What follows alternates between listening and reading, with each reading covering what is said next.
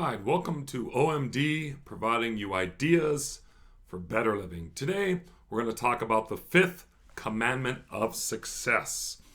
Now, the fifth commandment of success is basically talking about planning or making your plans.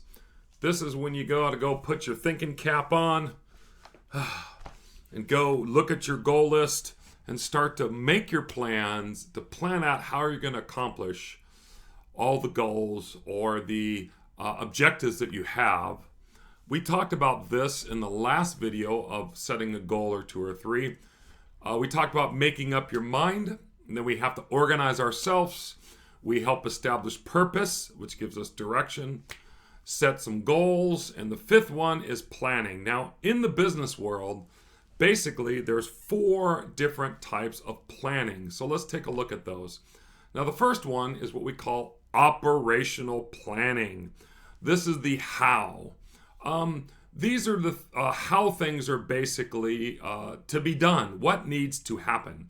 For example, if you're planning a family reunion, okay, you would do more of an operational area. You'd have to kind of think of how are you going to do it before you get other people involved. So in operational planning, it's basically things that you're going to do that you basically need to do the operations of or how they run. Now, the second area we're going to look at is called strategic planning. Now, strategic planning basically is the why, okay? I like the word why because it deals with broader issues like if you're doing health or finance goals. And strategic planning is more like the strategy of dealing with a larger issue. Now, health is huge. Maybe you have physical ailments, or maybe you have injuries, maybe a type of sickness or disease or cancer. It could be your weight, right, or your eating habits. So health is so broad. Usually we do more of a strategic type of planning. So that's the second style of planning or topical planning. The next one is what we call tactical. Now, this is what is going to happen. For example, if you're preparing for an upcoming, say, wedding or graduation, you know what's going to happen already. The event is there. But we're going to do our tactical, looking at what is going to happen and what kind of things do we do tactically in our planning process to reach those goals. Now, the next one is what we call contingency planning. As you can see here a little, this is when things go by chance, okay? Or change. Yeah, this is when we call this the backup plan. Now, this could be maybe you're looking at your goal is to purchase a house. Now, a lot of times you're going to have a contingency plan. For example, financing. Okay? So in buying a house, pretty big endeavor. And you might have alternative plans. What happens if it falls out of escrow? What kind of changes could happen or what chance could happen? And what kind of contingency plan would we have to have? So those are basically the 4 styles of planning. We use them a lot in business, but we can also use them in our own personal life. And when we're looking at our goals, we want to think of which one of these. Is it a how or a why? Or is it a contingency plan? So what style of plan do we need to reach that goal? Now, I like this little thing here. It says, the plan is to have a plan before you need a plan. So, as they say, you don't plan to fail, we just fail to plan. So how do we plan our plans? Well, let's look at some key areas. First of all, we want to see how does the brain work? This is a very interesting one. How are your mental processes? For example, when we're setting goals, we have to do analytical thinking, and then we need to have some critical thinking, right?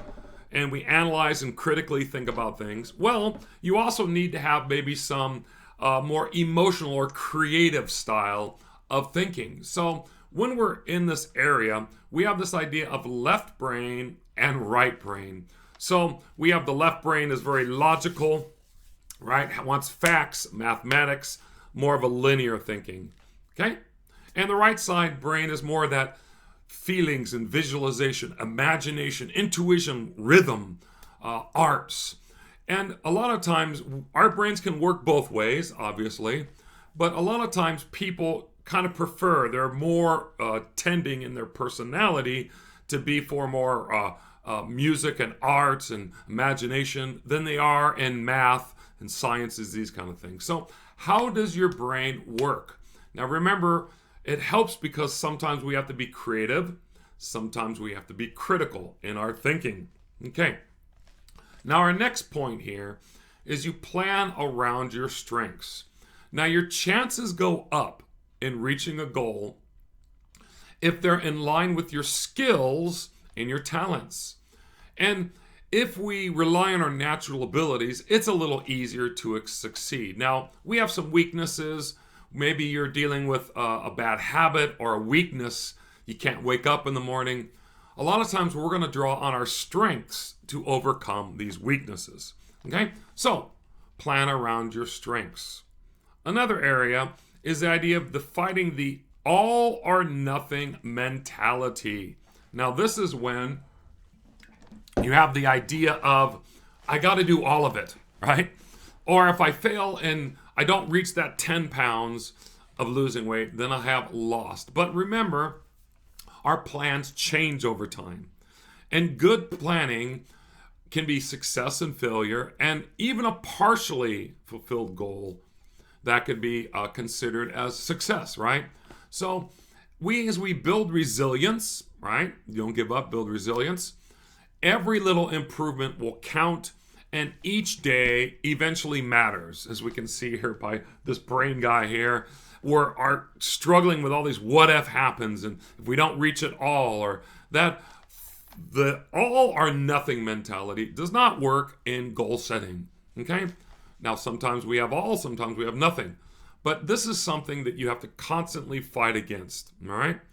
The next area we're going to look at is building a network. So, obviously, relying on your own ingenuity can only get us so far. That's why a lot of businesses are started as partnerships. So you can see in my face here, all these different people, right? You're building a support team, and these individuals in your support network could be family, could be your spouse, could be your children. It takes effort, but you have to build a network. So areas of planning, maybe you can rely on other people or other alternatives to help you in your planning. Okay? Another interesting thing is make it habitual. Now, usually when we say habit, we think of bad habit, smoking cigarettes, right? Or drinking too much. Now, habits can be good and obviously be bad. And I believe that habit beats motivation. I'll say that again. I believe that habit beats motivation. Motivation relies on our feelings and how we're doing in that day. But habit, we do it regardless of our emotions. Like if you're going to lose weight and you start exercising, we know that sometimes you don't feel like it, you're not motivated, but you're going to go do that exercise or stay on your diet anyhow. Now, as we do rituals in our planning, it's easier for us to build habits. Now, right over here, I have this piece of paper. Let me get it. It's actually over on the side of my desk. Now, if you watched our last goal setting, what I do is I set a list of goals. And I started this 21 years ago. Probably can't see that, but I break mine into little areas. Like I have mental, I have spiritual goals, I have financial goals, I have goals working with my computer. On my websites, I have goals for that. As an artist, painting and doing music. And I categorize these. And my habit is the beginning of each year, December and January, what I do is I finalize in December and I go through, and on the bottom I have, if I reach like 12 of my goals, it's 25%. If I reach 26 of my goals, it's 50%. I have a total of, I don't know what this is, like 52 goals. And I go over them. I'm like, okay, I did 45% or 80% of my goals this year. Okay? And then I roll over the goals I didn't do into the next year. Okay? So I write them down, and then I print them, I put them on my laptop. They're actually here up on my computer. I put them on my wall. I have them in my day timer. And every week, usually around Monday or Tuesday, I'll start going through them. I find something I want to work on, then I start planning for that. And it has become a habit I've carried on for about 21, 22 years now. So make sure you try to build this as a habit. Now, our next area is being persistent. Now, this, actually, I like this one. He says, go ahead, try, and stop me. Check him out there. Now, we all know the hare and the turtle, right? The rabbit goes really fast, peters out. The turtle just keeps trucking. Now, discouraging and setbacks are temporary. Remember this. The key, one of the keys, I believe, really, is that if you get discouraged or you have a setback, if you give up, then you are not going to be successful.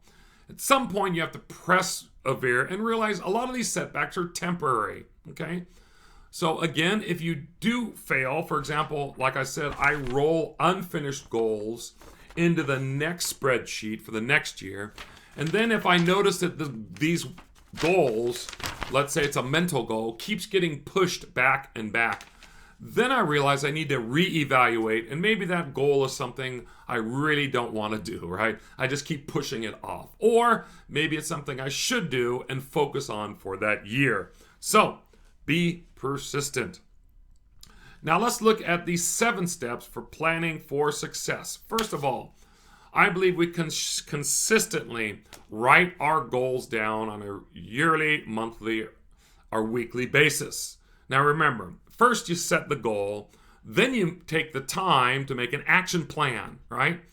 I do categories. Maybe you could do it as the business, like tactical planning, or maybe objective planning, or you're working on, I don't know, let's say something's like a tactical plan or an operational plan. Next thing, pick the goal you want, okay, and start working on it. Pick that goal, look at your plan, and start acting right away, okay? Review your goals regularly, make modifications where necessary, and start celebrating the milestones that you have. Now, in our article on the 5th commandment of success, we talked about the idea of procrastination, or this law of like diminishing intent. In other words, when things are fresh, we're motivated. But then as time goes by, we start losing that zeal and passion. That's why we need to start working on these goals right away. And obviously, you have to plan your work and work your plan. So thank you. That was the 5th commandment of success. Look forward to the 6th commandment, which will be right over here on your YouTube channel. Look us up on YouTube. You can become a member. You could join us on Facebook at onemeandream.com. You can also join our website. And I have lots of useful links on the site to help you in your planning and your goal setting objectives. All right.